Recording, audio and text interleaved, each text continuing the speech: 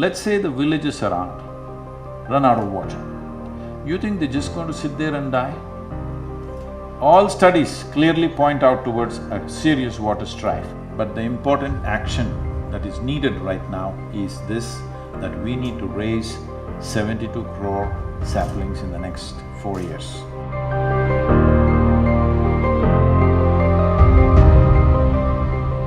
We are very happy to announce that the Karnataka Premier League, KPL, will be partnering with Rally for Rivers, Cauvery Calling, and will make this movement as their social cause partner during this KPL season. And now, to introduce today's speakers, Rahul, one of the most favorite cricketers from this city. He began his test debut, or did his test debut, in 2014 in Australia. He's a wicketkeeper cum batsman, as you know, and currently plays for Kings 11, Punjab in the IPL League. And he has many firsts to his credit. He became the first Indian to score a century on one-day international debut. Rahul has also set the record for the fastest Indian batsman, or fastest batsman to have scored centuries in all three formats in just 20 innings. And Sadhguru is one of the leading batsmen of the country, now batting strongly for the environmental causes, perhaps the only light that we have. Before I invite the speakers onto the stage, so today the conversation between Sadhguru and Rahul will last for about an hour, after which you will have an opportunity to pose your questions for the next 30 minutes. Thank you. And with that, I invite Sadhguru and Rahul onto the stage.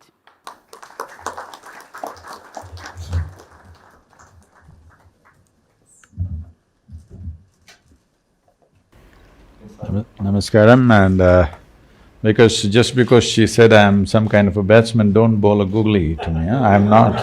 I haven't played cricket in ages. So the balls that I miss anyway you catch. Good evening, ladies and gentlemen. So first want to say it's a huge honor to be here on stage with you.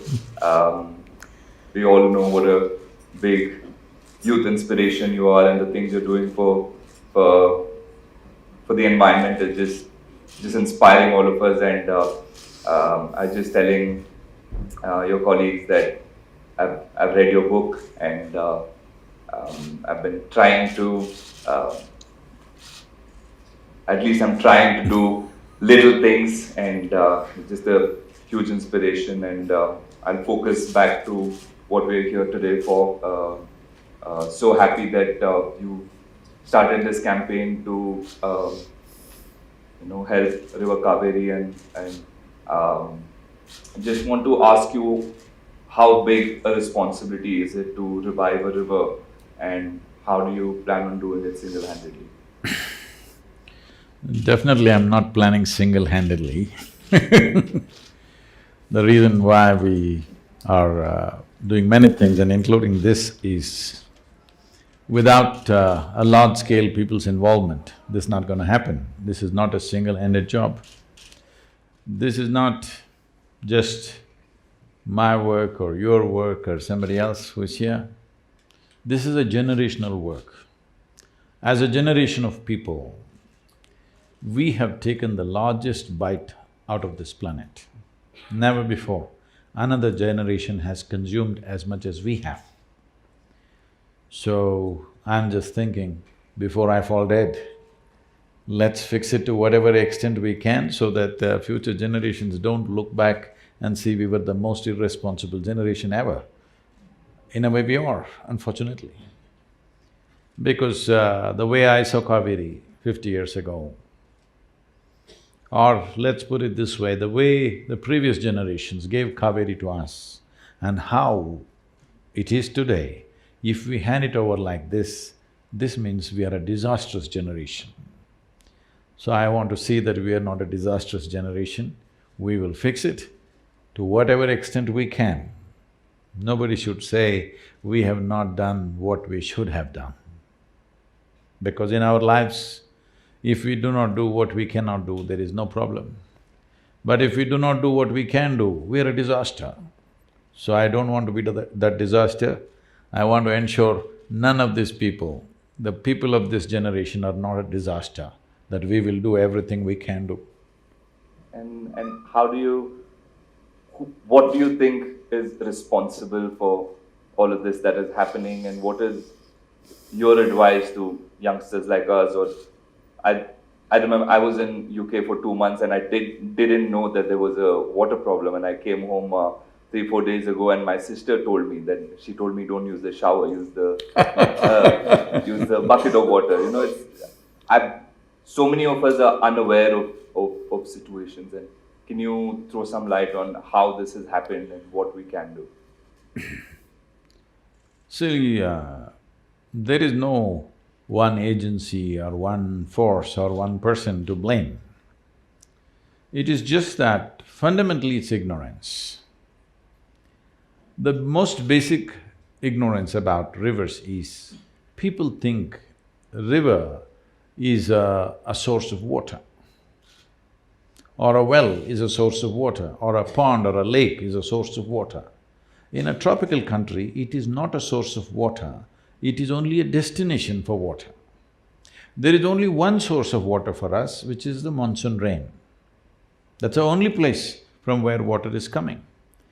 So the rain that comes down, which normally happens to us in this country, somewhere between 45 to 60 days maximum in a year, rain pours down on us.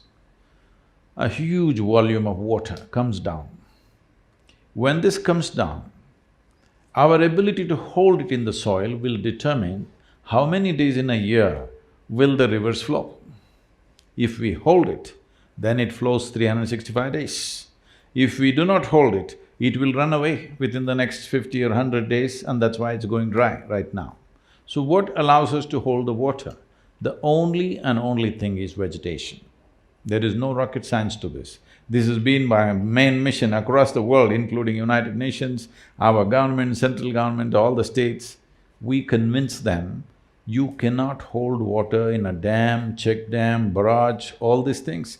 These are all okay for usage, but you cannot really enhance water like this. The only way you can hold it is by vegetation. When I say vegetation, or let's say forest, the possibility of increasing the forest cover is impossible in India. We are 1.3 billion people, it's estimated by 2030 we will be 1.5 billion people. So there is too much pressure on the land, there is no way to increase the forest cover. The only other way is to go for agroforestry, that we use forests as a livelihood for ourselves. We grow forests for wealth, we grow forests for economic reasons. When I say we grow forests for economic reasons, right now in the world, the timber market in the world is over $300 billion. Are we sending any timber to any part of the world? No. But we are importing nearly 70,000 crores worth of timber, and we are importing about 1.2 lakh crores worth of timber products. So nearly 2 lakh crores worth of foreign exchange is going out. Even the timber we are getting is largely not certified. That means somewhere somebody is cutting forests. This one thing we must understand, wherever they cut it, it's going to hurt us. Doesn't matter where they cut it in South America or Africa, wherever they cut it, in some way it is hurting us. It may not hurt us tomorrow morning, but it'll hurt us after a few years. So, one thing is, it is a great economic plan for our farmers, because our farm situation is such. In Karnataka, 71% of the farmers are on distress loans. In Tamil Nadu, 82% of the farmers are in distress loans. What a distress loan means is, the person who has taken the loan has simply no means to pay back. So he is distressed. It is like if you're earning 10 rupees, you took 2 rupees loan and we see that you can pay back. You're earning 10 rupees, but you have taken a 100 rupee loan. we know that there is no way for you to pay back. And interest is multiplying. So the only thing he can do is default or run away or sell the land or hang from a tree. This is a tragic condition in the country, where in the last 15 years, over 300,000 farmers have committed suicide, 300,000. The 4 wars that India has had, 3 with Pakistan and 1 with China, 300,000 people did not die on both the sides put together. Our soldiers and the enemy soldiers put together, 300,000 did not happen. But that's the number of farmers who have died in the last 10 to 15 years' time. So, this could escalate big time, or total breakdown of social and economic situations can happen because 65 to 70% of the population in this particular trade called agriculture. And there is no scale to agriculture because land holdings are so small. So, we have converted nearly 70,000 farmers in Tamil Nadu. Every year we are adding a few hundred farmers converting into agroforestry. We could go like this, but it would just take maybe another 2 to 3 generations before we achieve what we want to achieve. So right now, Cauvery culling is an effort where I want to crush the time. In 12 years' time, we can do this if the necessary economic incentives come from the government. To one part, till we achieve 50% success, if there is economic incentive, after that even that will not be necessary because people will see how beneficial it is. On an average in Karnataka, they're earning 44,000 per hectare per year. In Tamil Nadu, they're earning around 46 to 48,000. But within the first 5 years, the first 5-year average is 3.2 lakhs per hectare. This is what the agroforestry people are earning. In the first 10 years, it's 4.6 lakhs per hectare. In 15 years' time, it is 13 lakhs per hectare. This is how they're earning. If once every farmer sees that this is the kind of benefit he has, even a part of his land, if he goes in for agroforestry, he will not need any kind of bank loans. When we come to bank loan, we must understand, well, you're a young man, you have not seen these things. When we were young, in 1969, when Government of India nationalized all the banks. You come from Mangalore or… Yeah. Yes. So, a lot of banks started from Mangalore, Canara Bank, Syndicate Bank, what is the other one? Vijaya Bank, all these. All these things were nationalized. What… nationalization is a nice word. What it is, we just took all your wealth without any compensation. You understand? You're running a bank, that means you had a few thousand crores, but we just took it, the nation. Such a cruel act we did because we wanted to ensure that the rural populations have access to banking. And it made a huge difference, it's been a revolution in the country. But now what is happening is, the solution that we have for farmers' distressed loans is, whenever the election is coming, every state is going about saying, no need to pay back the loan. See, it's very simple. If I give you 100 rupees and somebody comes and says, you don't have to pay him back. All right, I lost my 100 rupees. Next time, even if you say I'm dying, I will not give you 10 rupees. Yes or no? Hello? Is this not the way society will work? If it is assured that you're not going to pay me back, even if you say it is the most dire emergency, I'm not going to give you a rupee anyway. This is what is happening once again. Once again, we're pushing the farmer back into the moneylender's hand, where the interest rate is 60 to 70% per annum. This is a clear death knell for the farmer if he falls back into the hands of the moneylenders once again from proper banking. This whole revolution of nationalization of banks and making rural economies to be flush with banking money is being destroyed right now. But if agroforestry comes in with a little bit of support from the government, the farmer need not go to the bank, he will have enough money. And this is not a new idea or a concept. If those of you old enough, you're old, Shiva? You're old. You've been around all the time, since I was born. So,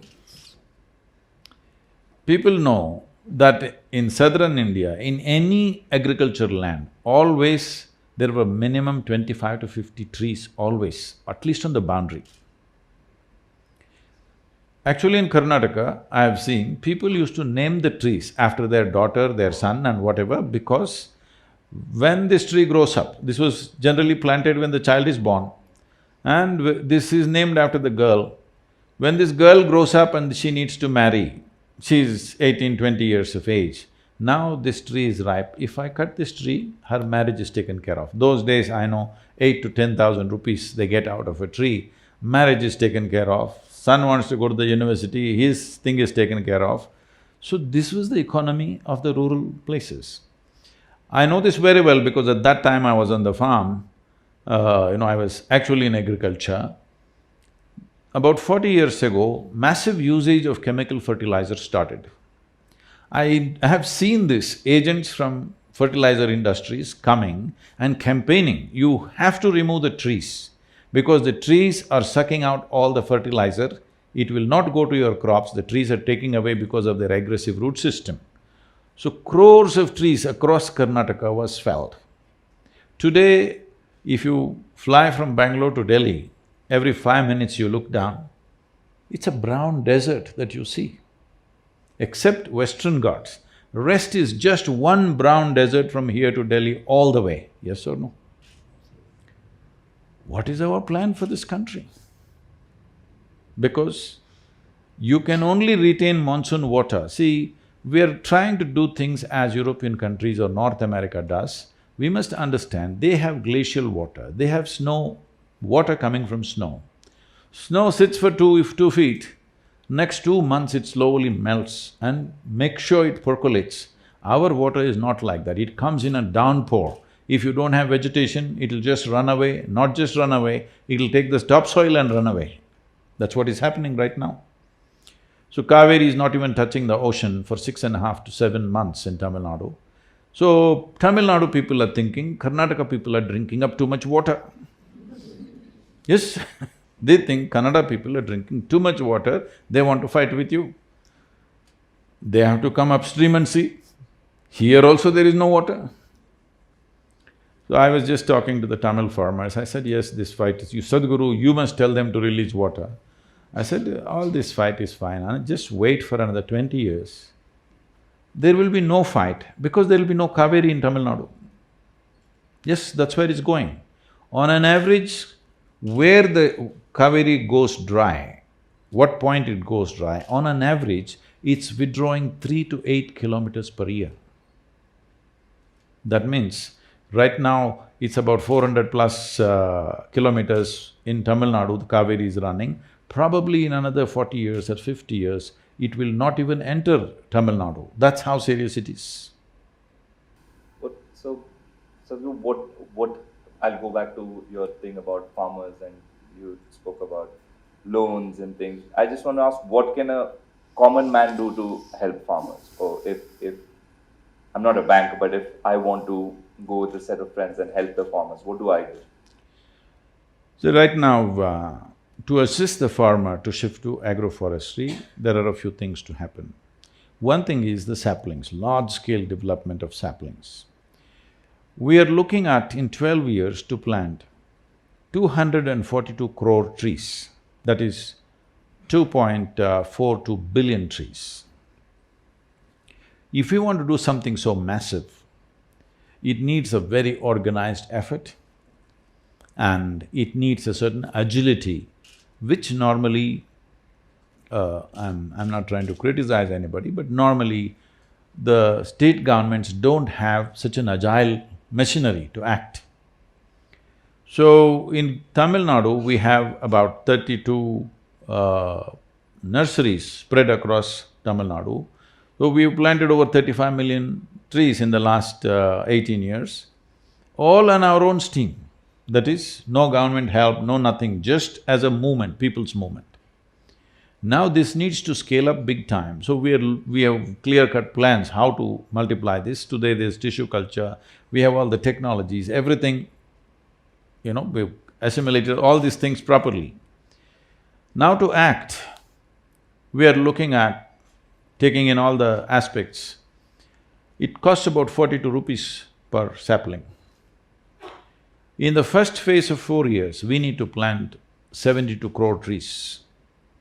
If you can campaign a little bit, on your bat if you can have Cauvery calling 42 rupees. Every run you score, you tell your fans to plant one tree. I'll do that. Whatever I'm saying, whichever way you think is appropriate. Like this, everybody must do what they can. As a sports person, you do what you can, as whoever. I'm saying even if you're a beggar on the street, you still can plant one tree a year at least. Isn't it? 42 rupees? Even a beggar can do it. So, it is not a question of resource, it's a question of how concerned we are. So this is only one part of it. We raise the saplings. It takes 18 to 24 months to get the saplings to planting stage.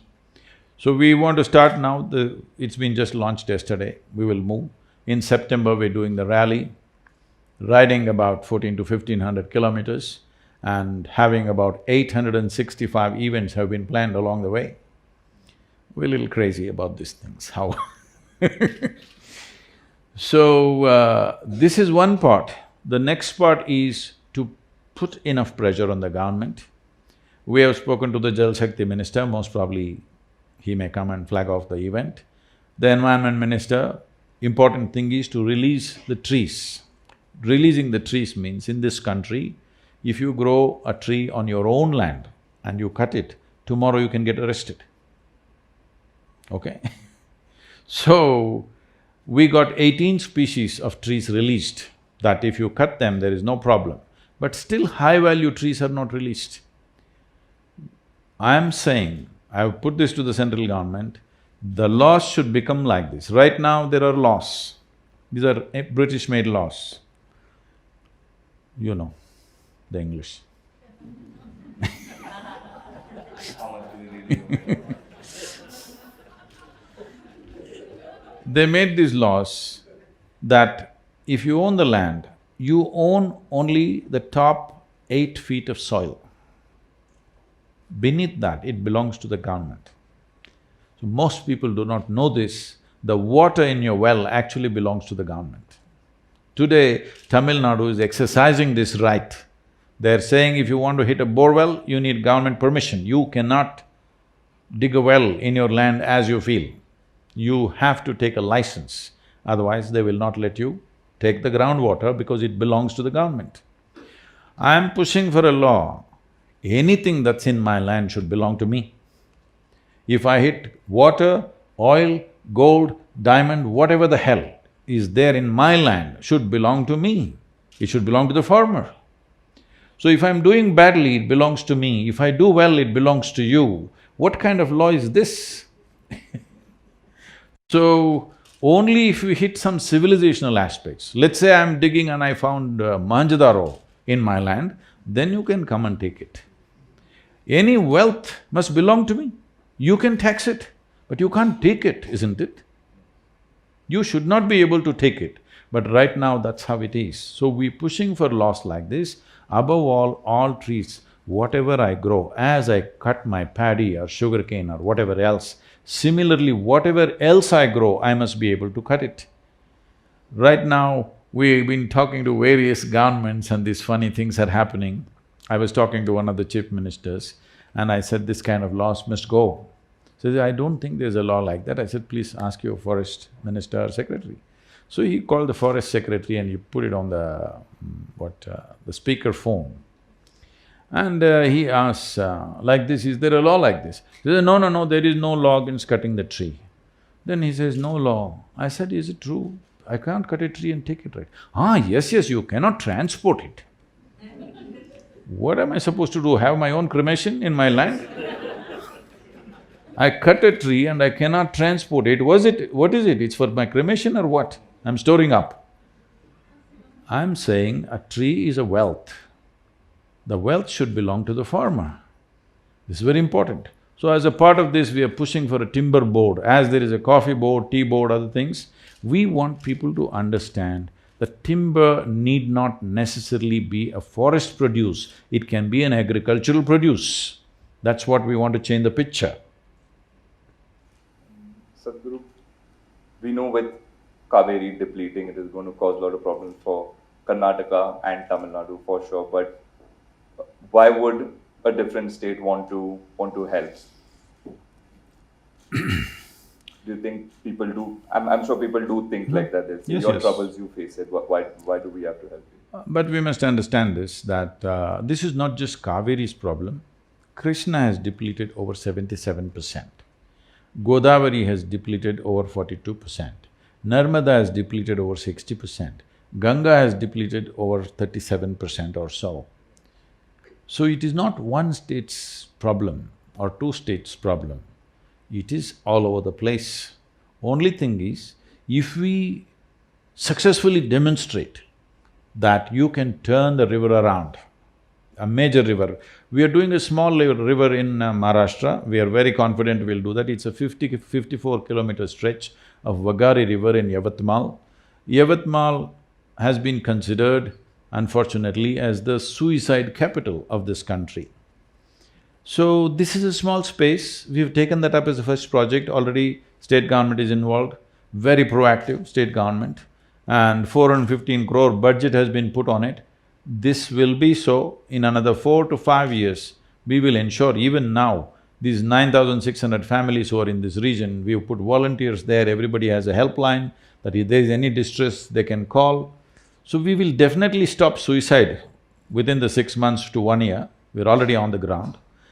But we will turn the river around in about 6 to 8 years' time, Vagari, because it's a small river.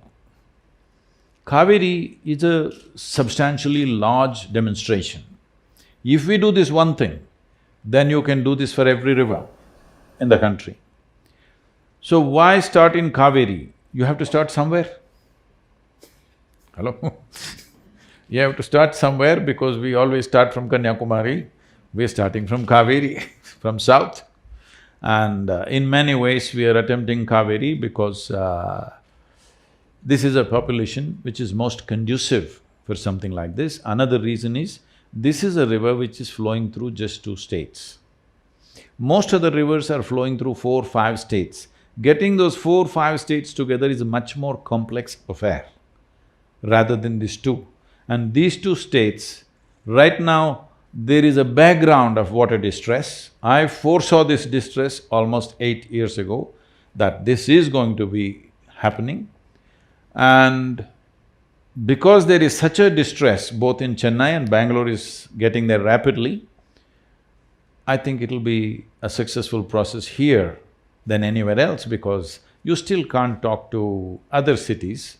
You must understand this, water distress is not today. If you've seen old movies, you will see the women folk are carrying a pot or a bindige, and walking, and of course the hero will go romance, sing songs around her, everything. It's all right for the actress because she's carrying an empty pot. But in the village, the woman is carrying 15 kilograms on her head and walking. No song will come out of her, all right? She cannot even open her mouth because she's carrying such a huge weight. So we thought this is romantic. No, every day she spends half her life just carrying water. So in Tamil Nadu, it is very popular in the culture, they'll say if something really nasty is happening in a home or anywhere, they say this is like Kolai Sunday. That is, they go and fight near the tap, the women. So 2 women are fighting, they say this is like Kolai Sunday. It's become culture. So when women were fighting, women folk have been fighting at the taps for a long time, that it's become a cultural thing. Why were they fighting? Is entertainment? They were not fighting for fun. Every day they have to go and stand near the tap, there's a long queue, but the damn tap is wet only for half an hour, 1 hour. If it gets over, you have to fight and jump the queue somehow. So when women were fighting, abuses were flowing endlessly. Now men have entered the scene because the situation has become more dire. Once men enter, deaths are happening, they're killing each other. Naturally, women were doing verbal fights, Now physical fights are happening. You heard one death happened in Tamil Nadu, many fights, physical fights have happened. In UP, a pregnant woman was killed just 4 days ago because men are entering the fight now. Now killings will happen. It's not far away when this can happen large scale, because you must see, if we fail to rejuvenate this soil and this water, the civil strife that is waiting on our hands is big.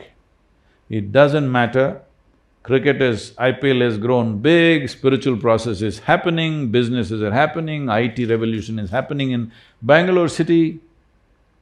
Well, in tomorrow, our scientists are putting a moon probe, all this is fantastic.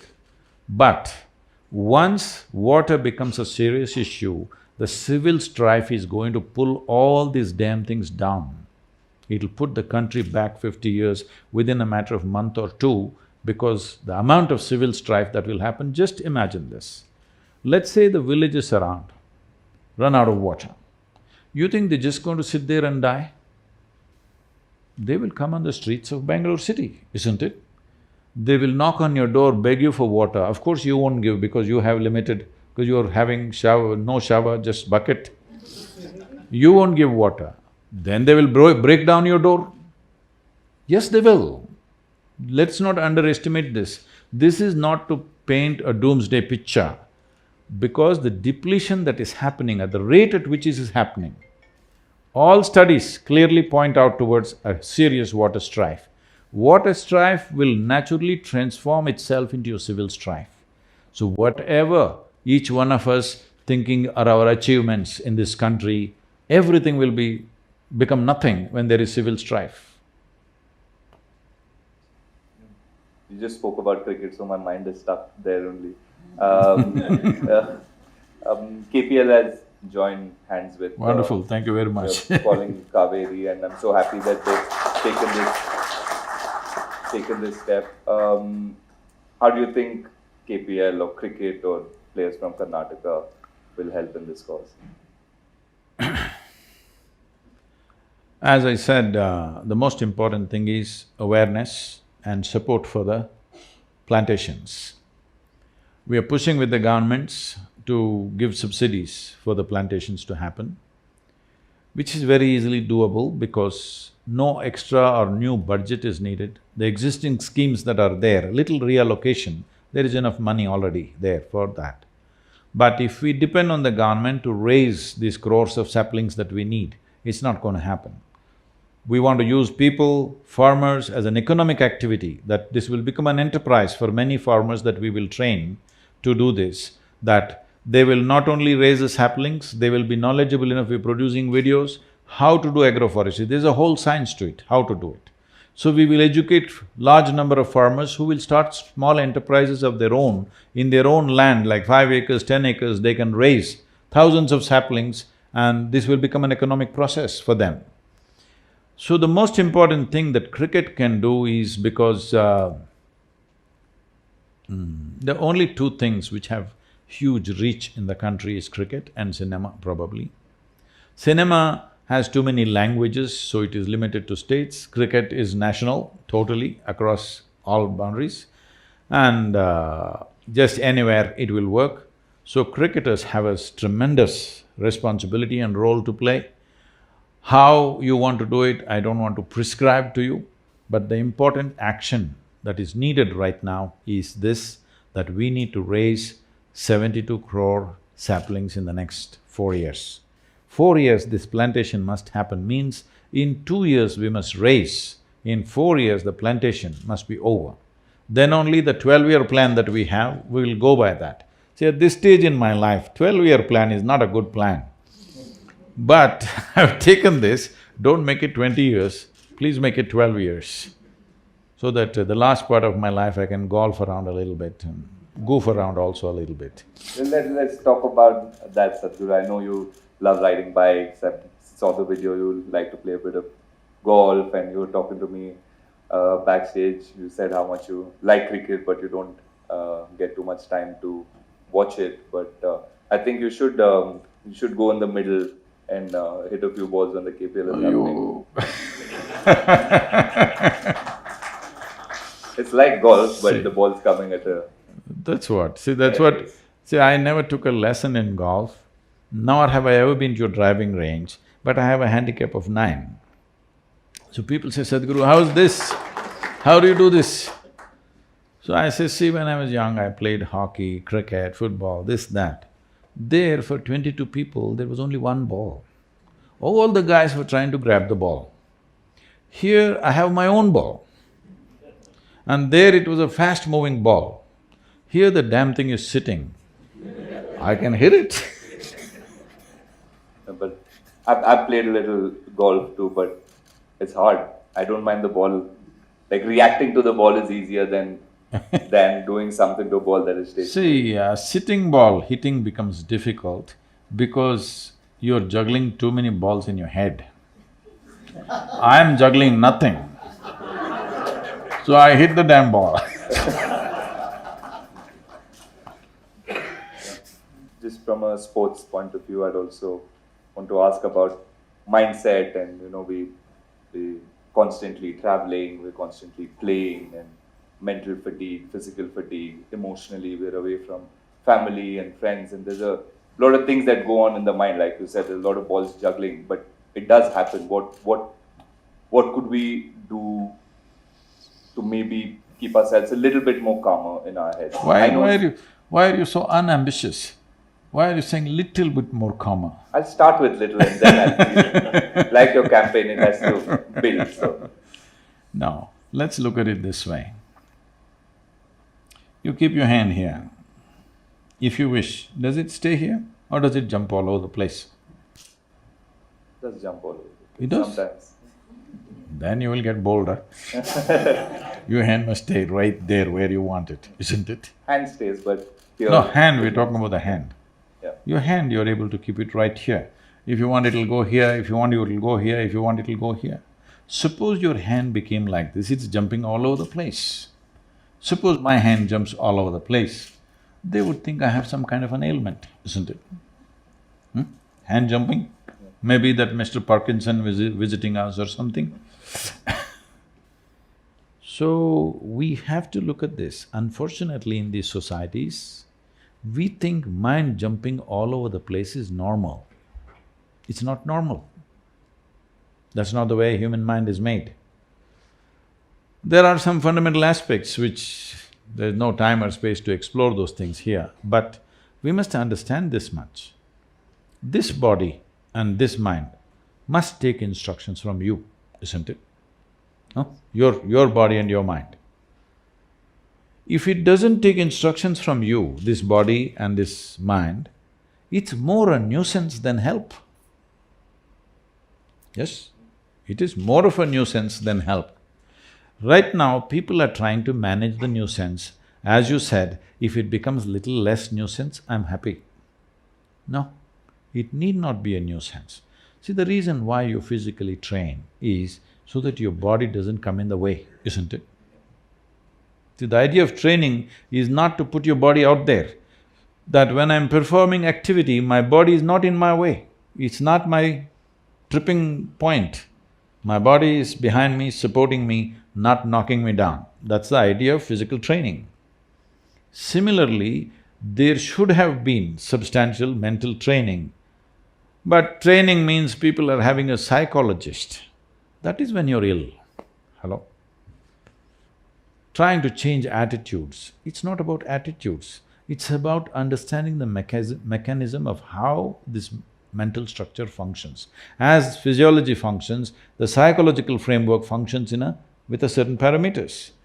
If you do not understand that and handle it, then it is only by chance on a certain day you are in the zone. Rest of the time, it's a risk. Rest of the time you're chasing that mindset where, some days, like you said, some days automatically you end up in that mind space, in a good mind space. And after that, that is where you want to be. So rest of the time you're chasing it. See, a game is subject to various realities. It's not all you. There's also somebody who's throwing the ball in tricky ways, all right? It's not all you. You're only 50%. The other 50% is there all over the place. So that 50% must happen. You cannot do 100%. Even if you're as brilliant as you can be, you could be gone first ball. That's the nature of the game, all right? If that nature of the game is removed, then there's no game. If every time you can hit it, then there's no game. You cannot hit it, that is the game, isn't it? So leaving that part, this 50%, which is your 100%, that must happen every day, even if you change your underwear. I'm saying, whatever that lucky charm that you have, for somebody it may be some kind of a pendant, somebody it's a mantra, somebody else it's an underwear, it doesn't matter what the hell it is, but you're trying to hang on to something to create some kind of a mental sense of confidence. There are two ways to work. Either you can work with confidence or you can work with clarity. See, right now, if I ask you to walk from here to there, or anybody, if I ask them to walk from here to there, they will walk up and down, no problem. Why? It's clear, the lights are on. Suppose we switch off the lights and make this hall pitch dark. If I ask them to walk, now they will struggle. Why? Now they need confidence to take the next step. Why? Because there is no clarity. So people think confidence is a substitute for clarity. It is not. What you need is absolute clarity, not confidence. With confidence, sometimes it may work, by chance. It's like, let's say you want to cross the highway where traffic is moving at a certain speed. To build confidence, people have various slogans. Somebody says, Jai Shri Ram, somebody says Allahu Akbar, somebody says something else. You shout one of these things and run across the highway. Maybe you will make it. Hello? Maybe by sheer chance you made it, or because of the compassion of some driver, you make it. But if you try every day, we know where to pick you up, for sure, isn't it? So similarly, when a bowler bowls a ball, you close your eyes and hit it. Maybe it'll go for a sixer, but if you try every time, we know what, right? This happened. An American lady came to Bangalore. This was… now those auto rickshaws have gone down. At that time, auto rickshaw was the fastest thing going on the Bangalore roads. It felt fast because it made a lot of noise.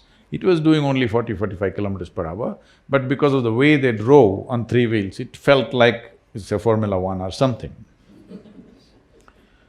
So, this lady came and this guy is just driving to impress this foreign lady who's come to the city. He's trying to impress her with his skills of driving, and he's going through everything, and so two buses are coming, he goes boom in between, and she just screams and yells, and all this happened.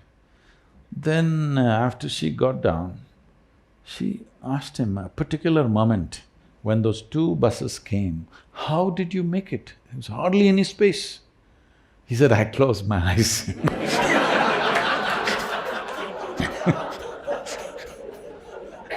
So she came and told me, those terrible three-wheelers. So if you close your eyes, sometimes it just works. So this is what confidence means. I'm sure in every game, people are trying to train people, you must be confident, you must be confident. No, you should not be confident, because confident means you are not in touch with realities. Clarity is what is needed. Because just before the… okay. So we were, like I was talking to a group of journalists, and this is at that time when Pakistan was playing in India for the one-day internationals which were going on. Sadhguru, how to beat Pakistan, please tell us. I said, if you want to beat Pakistan, you don't call Indian cricket team, call Indian army. Okay. Why do you want to beat Pakistan? You just have to hit the ball. Hello? You just have to hit the ball. I was training this, Indian hockey team and at one time, and later after 3-4 years, I'm walking in Chennai airport. KPS Gill was heading the thing. And all these… that old players who came to us, the senior players, they were all out. Whole bunch of young players, almost 6 or 7 of them were all tribal boys from Delhi, Turkey to others, all 18 to 22 age group. These boys are for the first time going out of the country for championships trophy to Germany. They're all wide-eyed, they've never traveled outside and it's the first time. And they're not from cities, they're tribal boys. So somebody is giving them pep talk in Hindi, I can't repeat all the words. He's saying, "Desh ka izzat aapka," something. Your parents' honor is in your hands. 1 billion people's hopes are in your hands. Like this, he's giving pep talk. These boys are 1 billion people's stuff sitting on their head. Then I was passing by, KPS Gill saw me and said, "Sadhguru, can you say something to the boys for the first time, they're going out of the country?" So I said, "See, you know how to play hockey?" They said, "Yes." I said, "I don't think you know how to play hockey. You don't know how to play hockey, that's why you're looking like this. You're looking like this because you obviously don't know how to play hockey." "No, we know how to play hockey," suddenly their pride. I said, "If you know how to play hockey, first thing is forget the 1 billion people, forget your maa-baap business. There's only one thing, the damn ball should be in the opposite goal, that's all you know. You need lust for this. You just need lust to put the ball in the goal, that's all you do. You don't count how many goals I've put, that's not your business. There are professional people hired to keep the score. Why are you keeping the score? Your business is a ball at a time, isn't it? But everybody is calculating, they're looking at the score, when I'm coming to 100, how many really fantastic batsmen unnecessarily have gotten out in 90s in India? So many of them, there's a legend. I'm guilty of many. Because you're doing the scorekeeper's work. You do your job. Your job is to hit the ball according to its merit. What does it matter what's the score? Whether it's 1 or 100, what is your business? No, you must strategize, all that there is somebody else. The player has to just do what he has to do at that moment right, isn't it? See, the desire to win is one thing. Everybody wants to win in their life, not just in a game. Everybody wants to win, everybody has a desire to be successful. But the desire is only giving you the direction, which way you want to go. Desire will not make you successful, it's only the competence which makes you successful, isn't it? And competence is clearly clouded when you're confident. Competence needs clarity, you just see things the way they are and do what you have to do at that moment. Not try to win the match, you cannot win the match. You can only hit the ball, isn't it? Somebody will tell you whether you have won or not.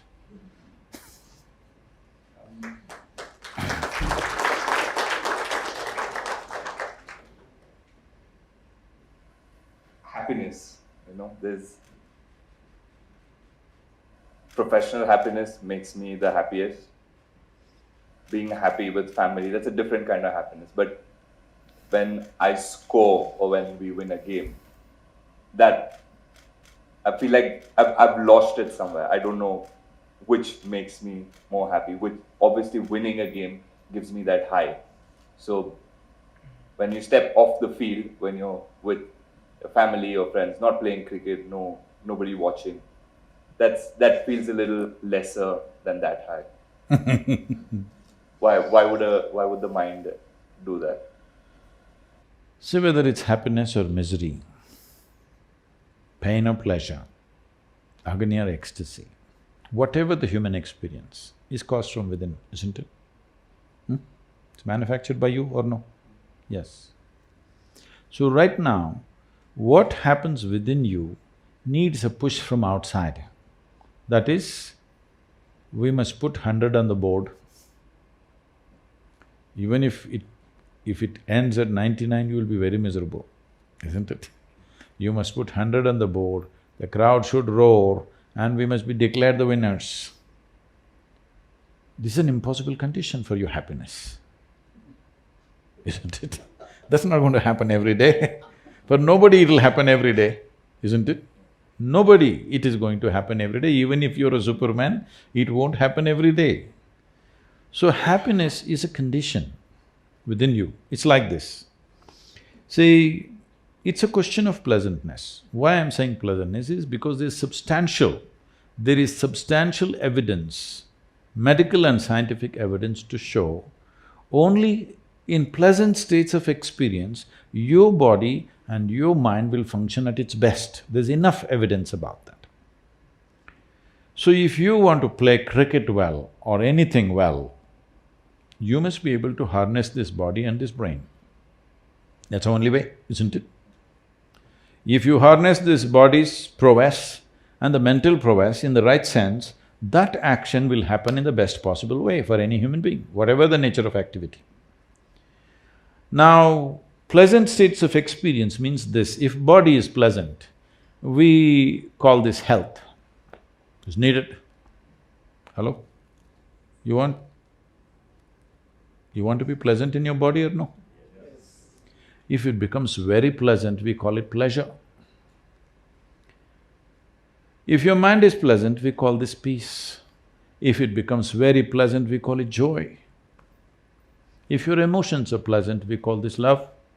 If it becomes very pleasant, we call it compassion. If your very life energies are pleasant, we call this bliss. If it becomes very pleasant, we call it ecstasy. If your surroundings are pleasant, we call this success. Right now what you're doing is, you are going for the last one, success. To create the last pleasantness around us, let's say in this hall we want a pleasant atmosphere, we need the cooperation of all these people, otherwise it won't happen, isn't it?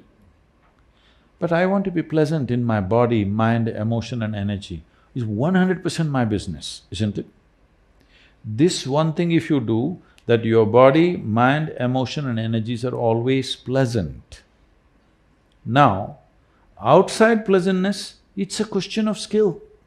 It's a question of times in which we exist, I'm saying. Suppose you were here in Bangalore city, let's say 500 years ago, you wouldn't be playing cricket, maybe you would be breaking coconuts or something, I don't know. Yes or no? So what we are doing right now is just a consequence of time, isn't it?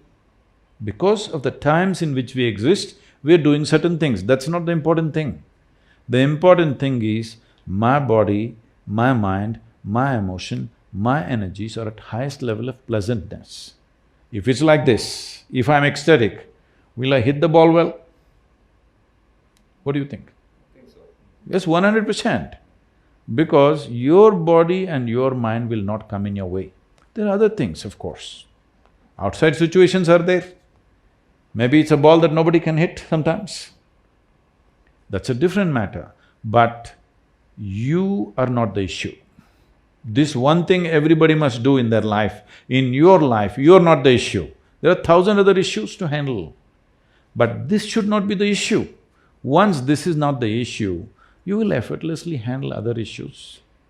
This doesn't mean everything will work your way, but what best you can do will happen in your life. As I said earlier, what we cannot do, it did not happen, that doesn't matter. What we can do did not happen, this is a disaster, isn't it? So my last question before they can ask you some question. Can you elaborate a bit on how this 42 rupees will be used in the project, and you can throw some more light on that? The detailed breakup we can give, this involves this kind of activity. One thing is, our volunteers are on the ground. Let me explain what is a volunteer.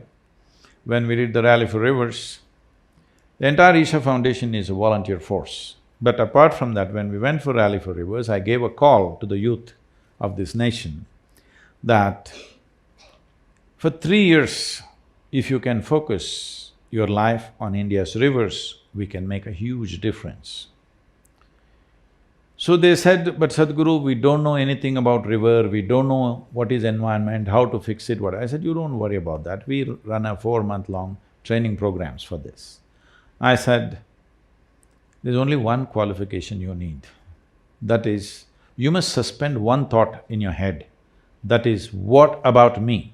This one thought you suspend for 3 years, I will see, we will make you into a Nadivira. Hundreds of them came forth. Many of them resigned well-paying jobs. A few of them halfway through their PhDs, they dropped their studies and they are with us. Now, for Cauvery calling, we are going to call many, many more. In Yavatmal region, they're meeting every family.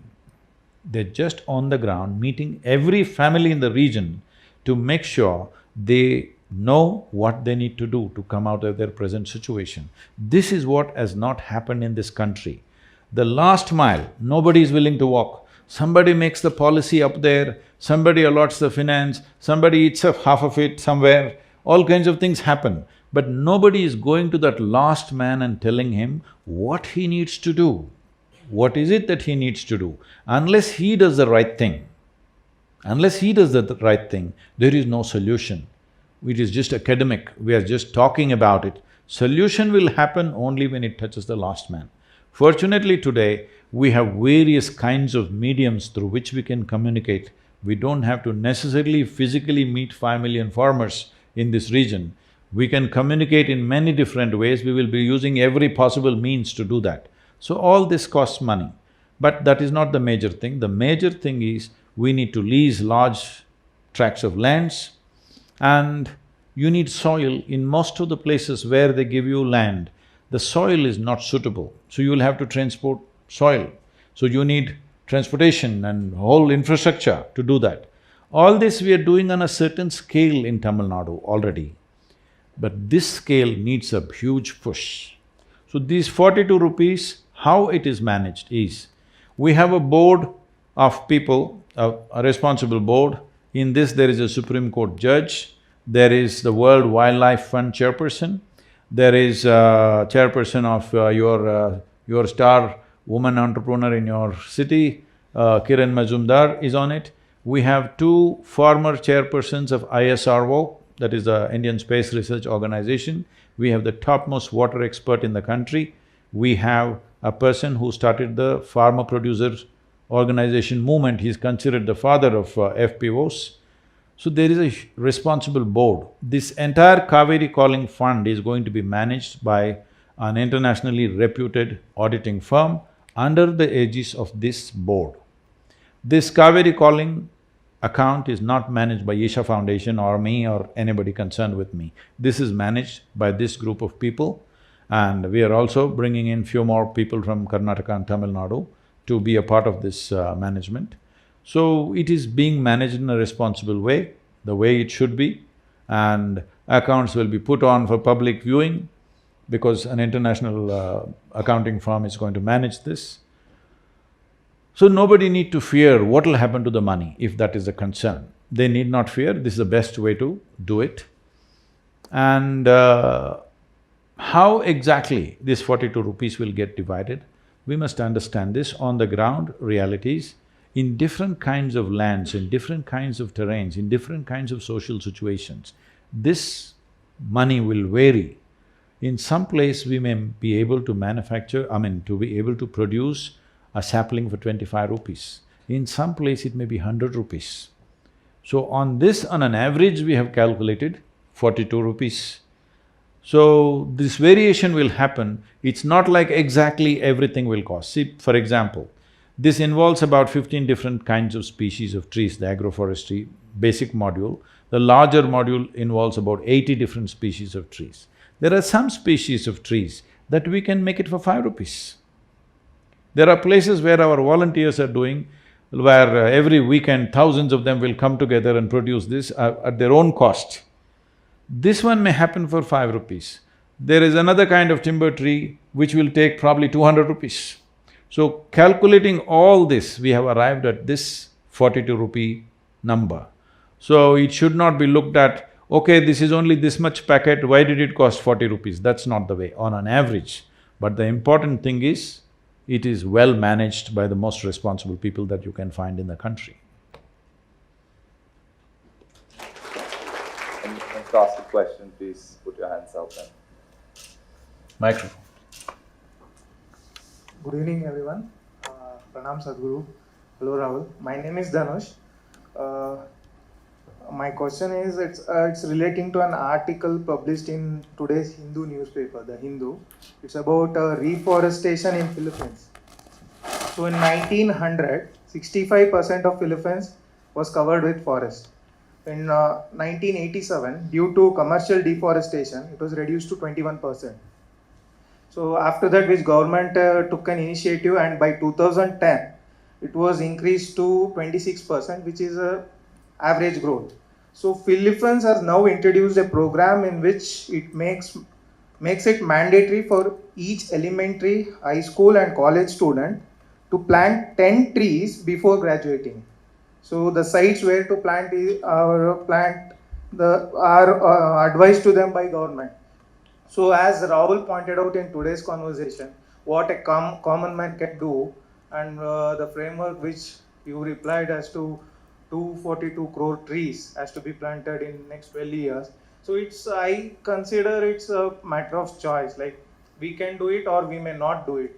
So why not, given the unconscious scale in which humanity is living today and the immediate need for redressing the environmental chaos, isn't compulsion, as in a law, the best way out?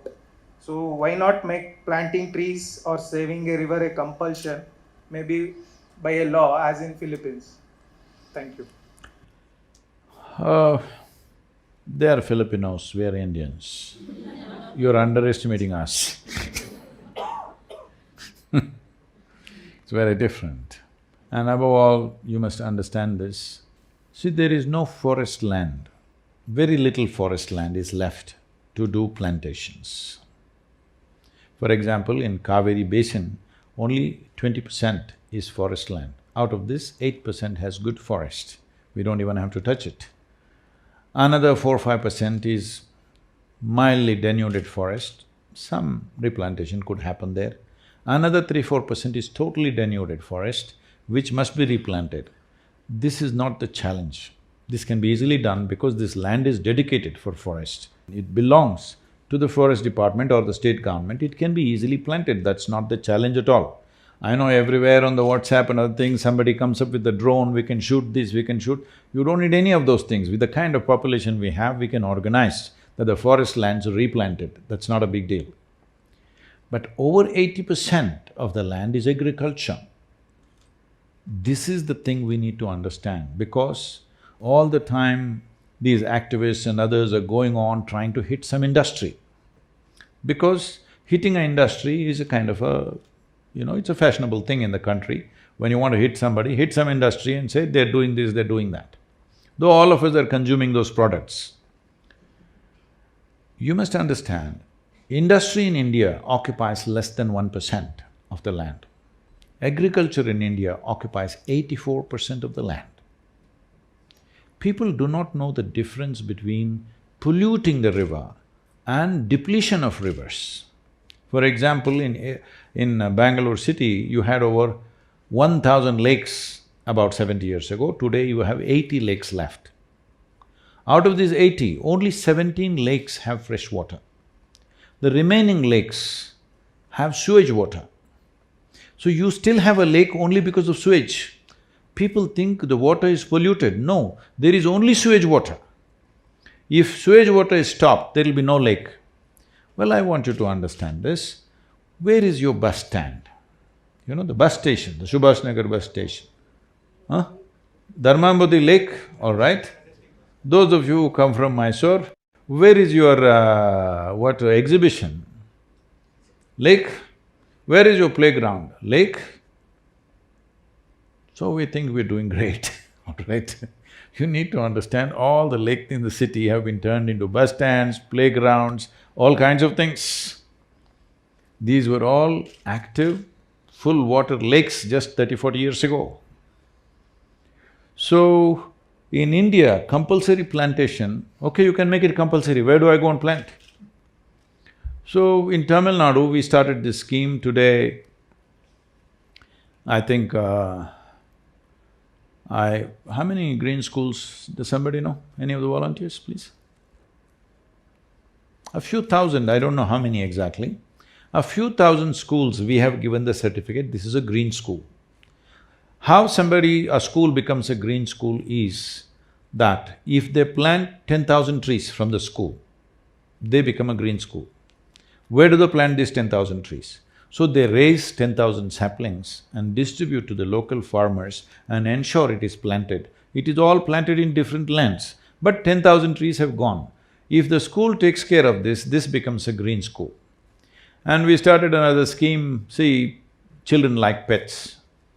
If you get a dog or a cat, in India, in villages and small towns, though a dog's life may be 12, 14, 15 years, most of them get run over by the time they're 6 or 7 years of age.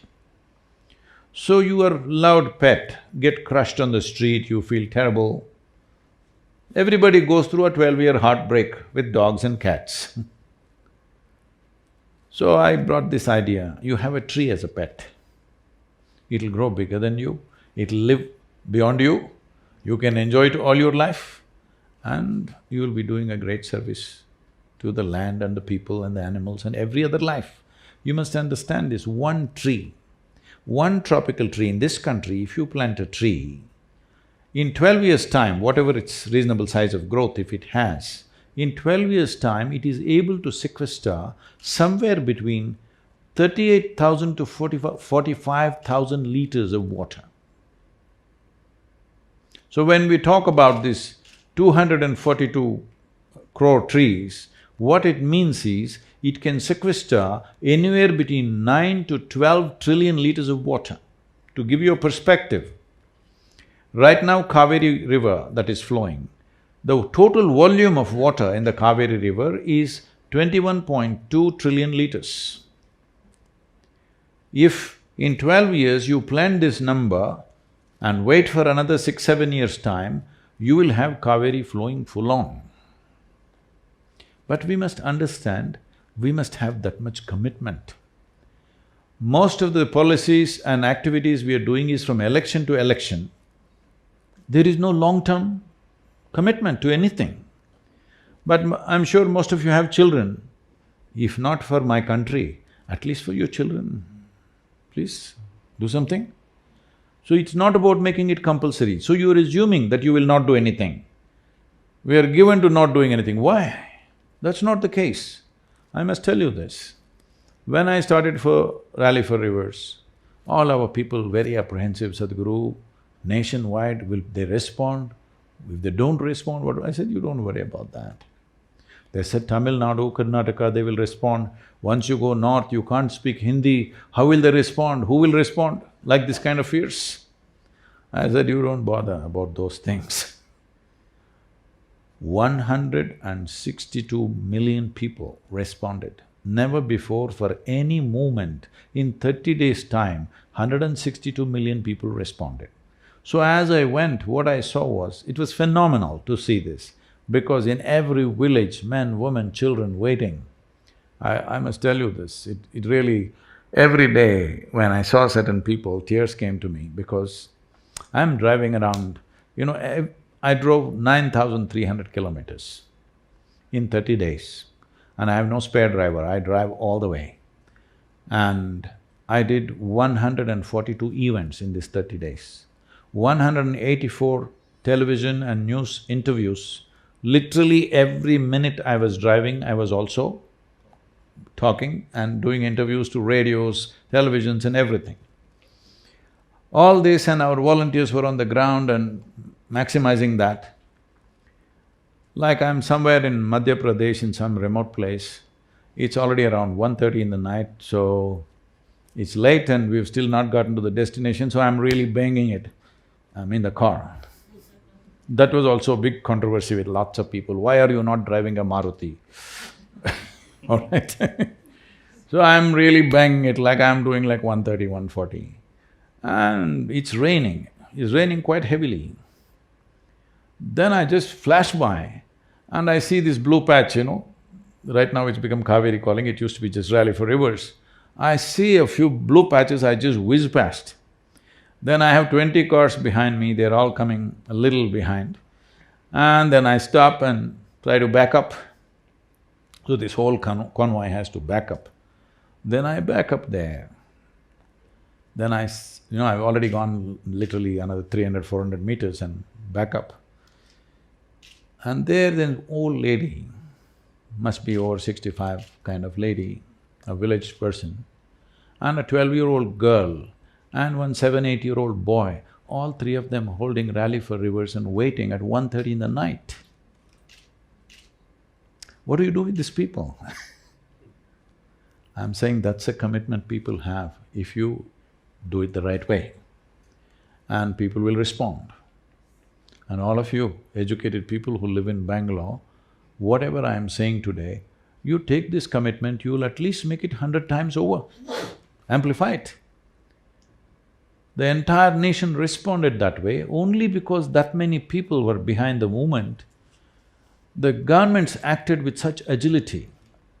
I gave the Rally for Rivers document, which is a 760-page recommendations for how to manage rivers. When I gave this to the Prime Minister at 6:20 in the evening, I put it in his hand. Next day morning by 11:30, we get a call from the Prime Minister's office that he's formed a special committee and they want the soft copy. I thought, this is fantastic.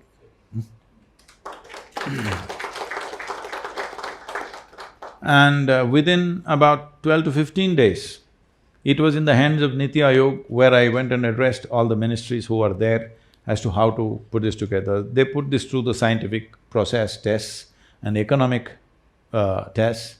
Once it passed, in about 2.5 months' time, less than 2.5 months' time, Rally for Rivers recommendation in total, without one word changing, it went as a official recommendation to all the 29 states. Four states are proactive and they're doing good work. Another 4, 5 states, we have MOUs, we are working with them. Rest of them are little… that includes you, little sleepy mode. We need a crisis.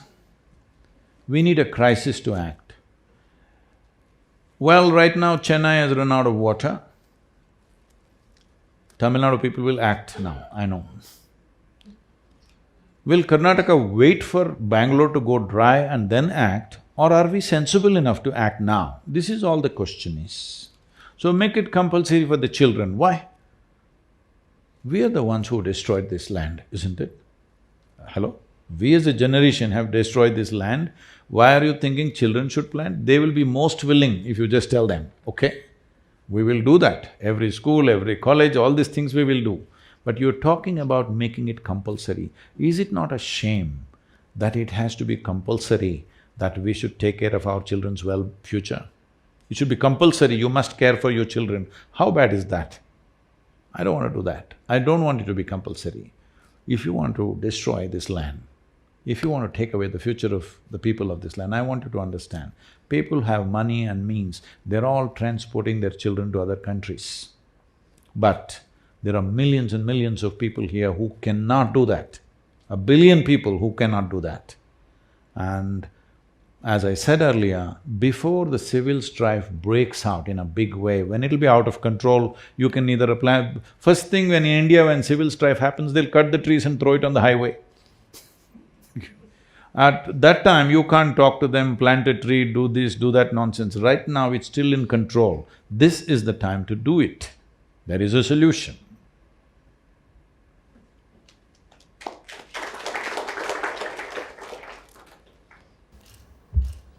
Pranam Sadhguru. My question was like, obviously in a city environment, we always find it very constrained where to put the plants and how do we engage. I remember when I was in school, we had planted trees, and when I went there back after 10 years, I could still see that tree, and it happened with all of my friends. And there was always an emotional connect with that, okay, what these are the trees that we had planted. In a city, obviously there is a responsibility aspect of it, but do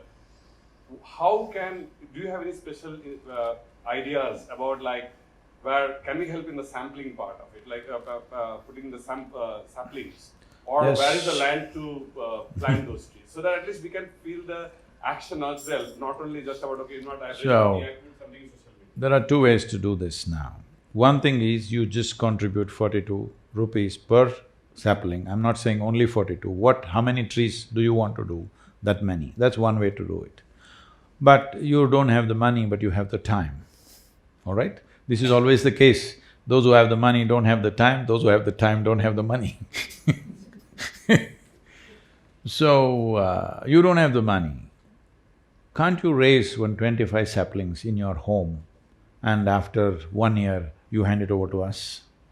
We will hold schemes and plans for all these things, how every citizen can participate, how every adult, child, man, woman, everybody can participate. These things will be unleashed, we will put it on the social media, how to do it, where to do it, everything. But in your home, even if you're living in an apartment home, 25 saplings you could raise, isn't it? You will have the joy of seeing them growing in your balcony. Possible or no? Even if you have a two-bedroom house, you can still do it.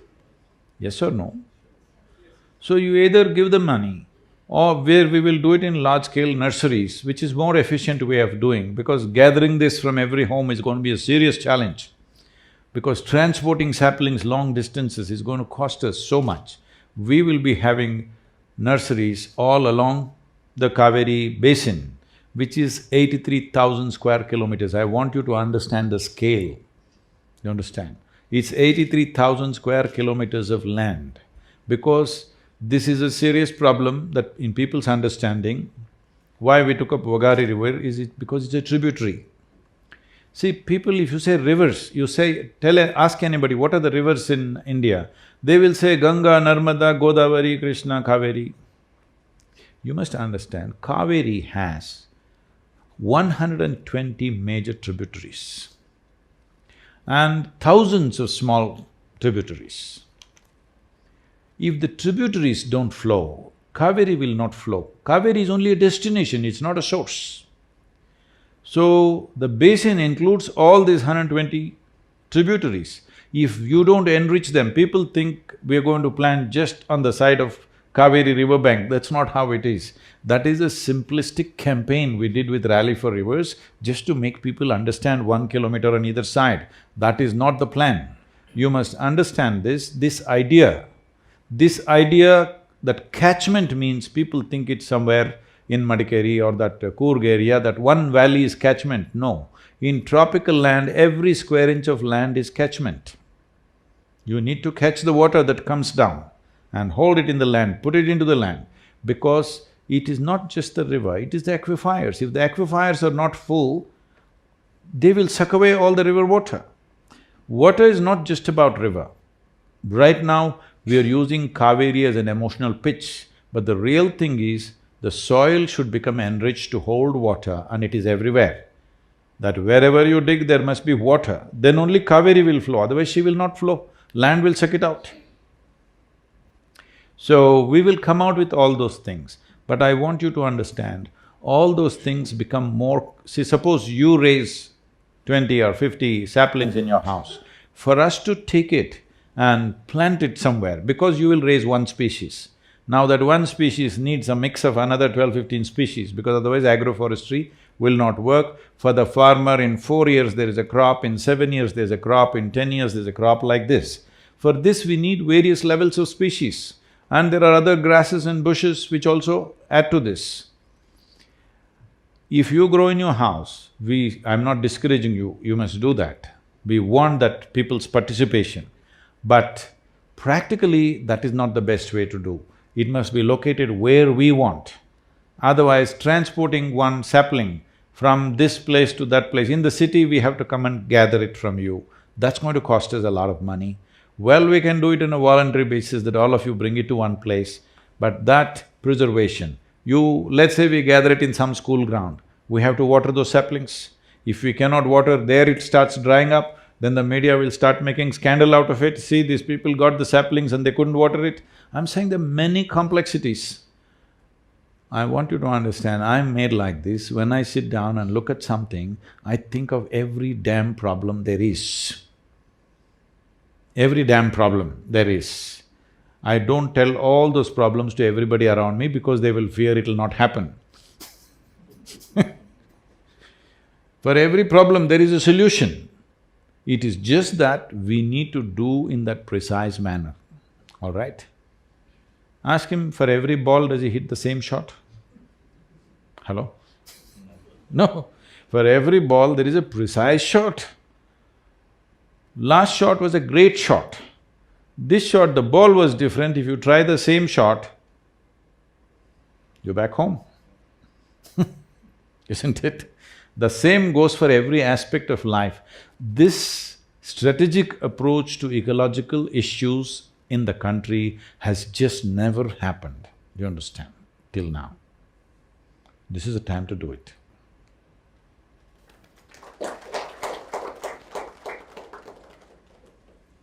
If Rahul and his team really pitches for it, I think 500 million saplings will happen, because at least there are 500 million people who will do it if they just say it.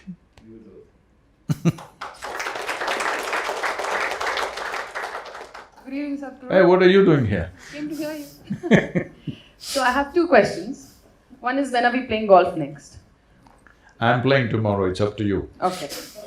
My second question regarding Cauvery calling is, how would you influence a fractured government that Karnataka is blessed with to come forward and do something like even having subsidies, for example? What happened in Coog in August? Don't go there, don't go there. No, I need to go there because there's something very important that happened. What happened in Coog in August had collected 350 crores in the Chief Minister's Fund. 10% reached the people. Now we have a fractured government where we don't have the confidence the government will do something. So if you have a movement like Cauvery calling, how do you propose that you would be able to influence this fractured government to do something? People's involvement will be there because we collected 190 crores out of 350 crores that came into the Chief Minister's Fund. But nothing came to the people. So about fractured political situations, so we must understand this. We have to work with the realities in which we live. I am not someone who asks for an ideal situation. I've always worked with the realities that exist right now.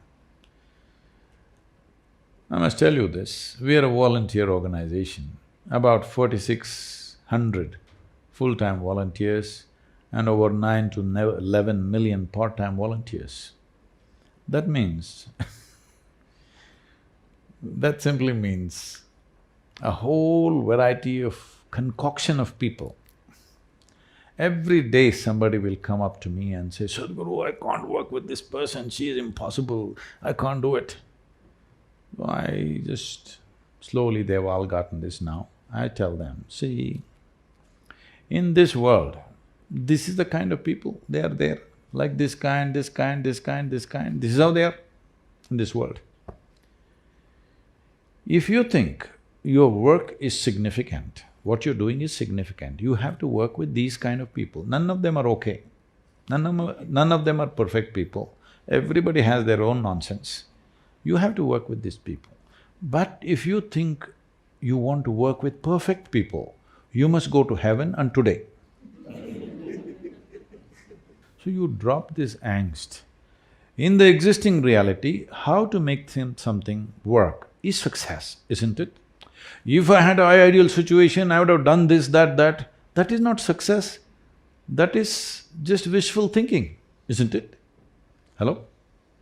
In the given situation, we made something happen, this is success. Now if there was that kind of situation, I would have done this. This is just wishful thinking, isn't it? So let's not waste time on that. One way or the other, in the next couple of weeks, it'll sort itself out. Right now, this thing for incentives for the farmers, I think in Tamil Nadu it's moving in the right direction, simply because the crisis is staring in the face. So they understand action is inevitable. There's no more a choice. So they're moving, they're faster, going not as fast as I want, but it's going there. Before September, I think we will achieve that, the incentives for the farmers, because the budgetary requirement is not challenging. In Karnataka, we have presented this to the government, but as you said, it's fractured. When there is a fracture, there is pain. When there is pain, people don't do anything. That is a reality, but the thing will happen, there is time. So, we have a counter plan for this. If the incentive comes, we will go about campaigning in every village in the Cauvery basin. I want you to understand, this covers over 100 taluks. So this is many villages and over 5 million farmers, but we will campaign in such a way every one of them will get the message that there is an incentive. And of course, government machinery also will announce that there is an incentive.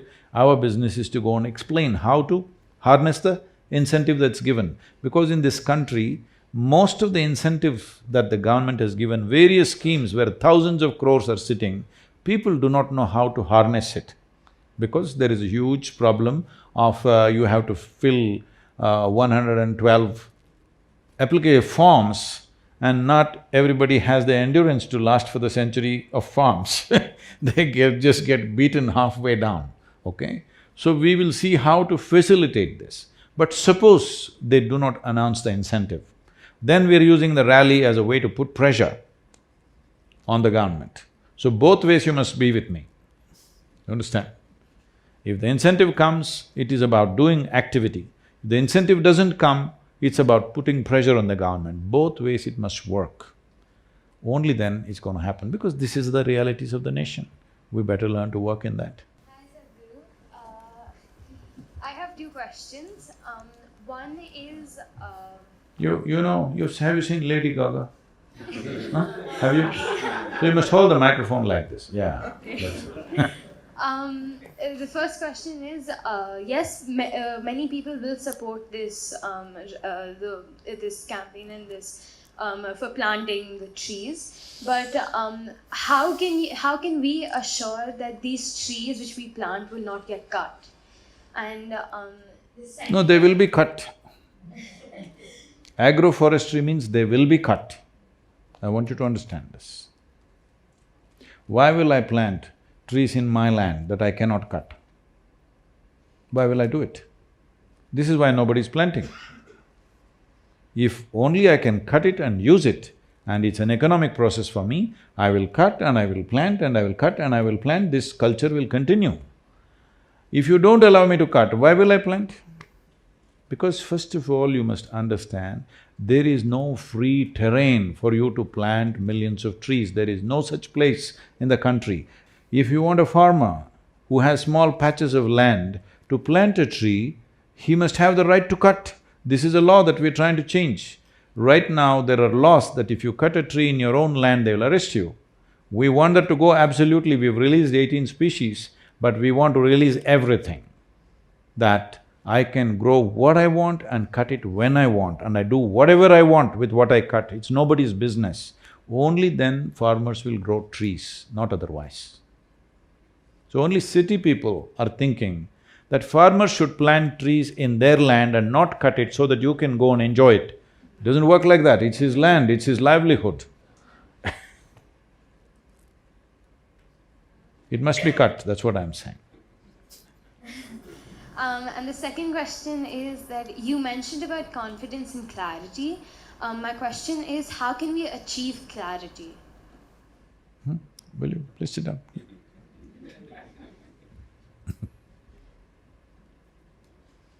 See, suppose your eyes are a little foggy, you go and get glasses, isn't it? Suddenly you wore your prescription glasses, suddenly everything is clear. So you did not improve the world, you only improved your eyesight, isn't it? Hello? Suddenly the world looks better. The world you did not improve in any sense. So you must understand, confidence is about action. This is not about action, this is about the way I am. My eyes are clear. What I will do with it? I may plant trees, I may hit a cricket ball, I may hit a golf ball, or I may drive, I may do whatever nonsense I want, all right? The important thing is my eyes are clear. So I'm only enhancing my faculty. I'm not thinking of what to do. What to do is my choice. It is individual choice, everybody can do what they want to do.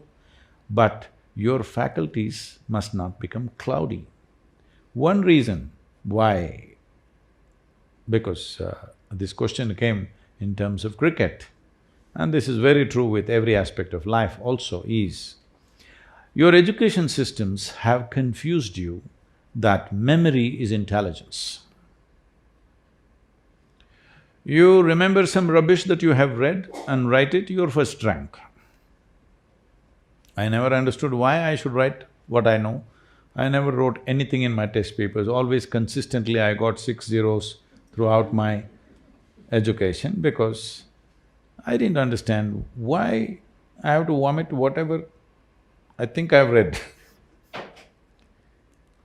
So, we have misunderstood memory as intelligence. All these people are going to have a deep shock in the next few years because artificial intelligence is coming. My phone has 100 times more memory than you. That's why it's a smart phone. You call somebody smart only because it's smarter than you, isn't it? Hello? You will say somebody is smart, why? He's smarter than you, that's why you're calling somebody as smart. If he was not smarter than you won't say he is smart, isn't it so? You will say he's dumb. So phone has become smarter than you simply because your idea of education is just to remember a few things. By reading 10 books, somebody becomes a scholar. By reading 100 books, somebody becomes a doctor. By just reading one book, somebody becomes a representative of God. Yes, unfortunately this is the best qualification you can get. By reading one book, you become God's representative on the planet. Fantastic, isn't it? So, all those people who are living by memory are going to feel utterly stupid in the next 5–10 years. It's time you do some inner engineering to be relevant in this world, otherwise you'll become irrelevant. They're inviting me to all kinds of artificial intelligence conferences in the world, and they're asking me to speak about this and that. I said, why are you inviting me to artificial intelligence? I'm not artificial intelligence. They say, no, Sadhguru, the problem is what will we do? Professors and scholars and others, they're worried, what will we do? Well, you will have nothing much to do, you will be of no significance. It's just like this. See, let's say 500 years ago, if you had really big muscles like that, we would make you king of Bangalore because you're so muscular. Today, maybe we'll put you at the gate of this hotel as a security man. That's the best job you can get. So I'm saying, bouncer. So, man's muscle lost relevance because why? Machines came, isn't it? The power of the machine neutralized man's muscle. This is the reason why so many women are sitting here today. Not because of some liberalization that's happened, simply technology, machines came and neutralized the power of man's muscle, and suddenly women also can come and sit here. Yes, that's a reality. Now people who have instead of muscle, now the focus has shifted to memory. Those who have a certain amount of memory, they're strutting around. Even when I was in school, I always wondered, these people who just read a book a few years ahead of me, why are they strutting around like they're superior human beings? All this nonsense will go with artificial intelligence. You need to have something worthwhile within you, not memory. If you say something from your memory, I will pull out my little gadget, it knows everything that you know. Today, nobody is consulting their grandparents and parents for anything, they're asking Alexa, tell me this. Yes or no? So, you need to understand this, that clarity will come to you only when you're not contaminated by memory.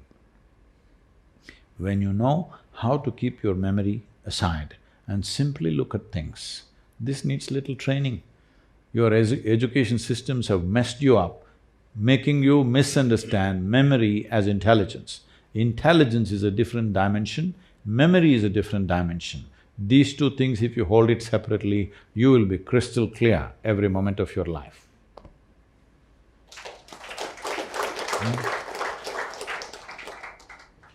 I hope the Karnataka Premier League… I've never watched Karnataka Premier League matches, maybe I'll get to watch something. We'll be grateful if you could come for the finals at Mysore. When is that? It's on the first of September. Whoa! So you want me to start the rally 2 days early? We want to be in Coorg on 2nd, I think it's possible.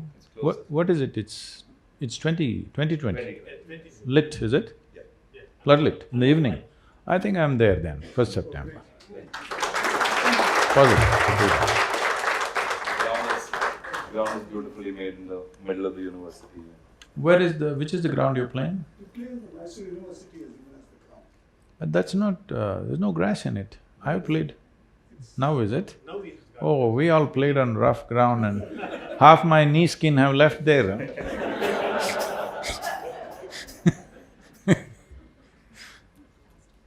Huh? Okay, anyway, with the… what do you call it? KPL, Premier League. So, we wish you all the best. I heard that it's on till 2009, right? That's what they said. So, let this happen. I think finals I'll be there. 1st September I'm on the way anyway. So, it's important that the cricketing world stands up for this. And this is not one day's work. As I said, this Cauvery is a 12-year project. I feel in a matter of 5 to 6 years, if we have pushed it to a certain volume, the rest of the country and the rest of the rivers and river basins will pick it up by themselves. It's bound to happen. We will make certain policy changes at the center level, but the problem is, river is a concurrent subject.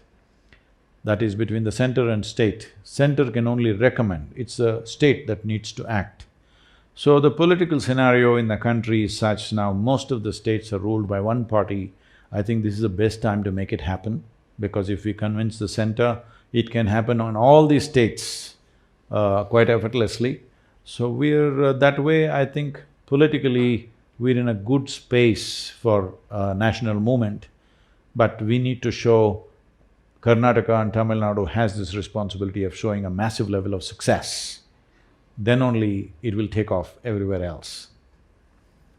Namaskaram, Sadhguru. I just wanted to ask you one thing. What are your views on the Mekidatu project which is being planned by the Karnataka government, and it is said that the Karnataka government is claiming that it will end the Bangalore water woes, but it is vehemently opposed by the Tamil Nadu state government. And it's also said that this project will wipe out 52 square kilometers of core forest area. I just wanted to know how this Cauvery calling initiative will address this. See, everywhere in the world, people have understood what is the science of hydrology. And whatever they did 100 years ago, they're all changing it. In United States, over 900 major dams have been decommissioned because they see this is the most disastrous thing you can do. In India's geography, almost there's simply no room for building more dams unless you want to completely destroy everything. You must understand, an average temperature of over 32 to 35 degrees when it is there, if you hold water in a large lake, the evaporation in about 90 days is approximately 65%. So you want to evaporate all the land, all the water that is flowing through this is all knee-jerk kind of thing. So you're only talking further about how to exploit more. Instead of seeing how to revitalize, we are still thinking how to exploit more.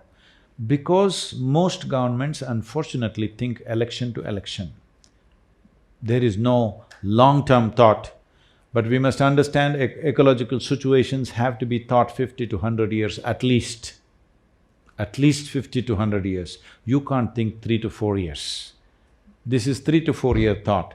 Right now we're in power. The problem is just this. See, if a particular government or all of you, if you plant millions of trees, your nameplate will not grow on the tree. That's a problem with the tree. But if you build a dam, you can carve it on the stone and put it there. Many dams in Karnataka have gone dry, all right, already. But your nameplate is there. This foolish man built this dam. I want you to understand, there was a time when the English suddenly left us in 1947, there's no infrastructure in the country. Something had to be done to survive. That time we did desperate things, built all kinds of dams, whatever. It's okay what we have done, we don't have to do post-mortem of that. But that time is over. Now there is a whole deeper understanding of everything, how it works. Now you're still talking about what we did 50 years ago and say, I will do the same thing. Because you have no sense of what's happening now in the world. And this is a tropical country. Holding water is not the solution. We need to generate water in the groundwater. We must understand India is the only country which is exploiting over 80% of groundwater. I'll tell you my experience in Bangalore. This is almost 40 years ago when I was running a construction business, and we got some contract in Majestic area. We were supposed to put concrete columns. We just dug 5-6 feet. It's full of water. You won't believe this. Every pit we put 10 HP diesel engine motors, but we could not empty the water, we could not put concrete into that. That's how it was. Today, I don't know, maybe you have to go 500 feet at least. Huh? In this city area? 1,000 feet. So you know what you have done.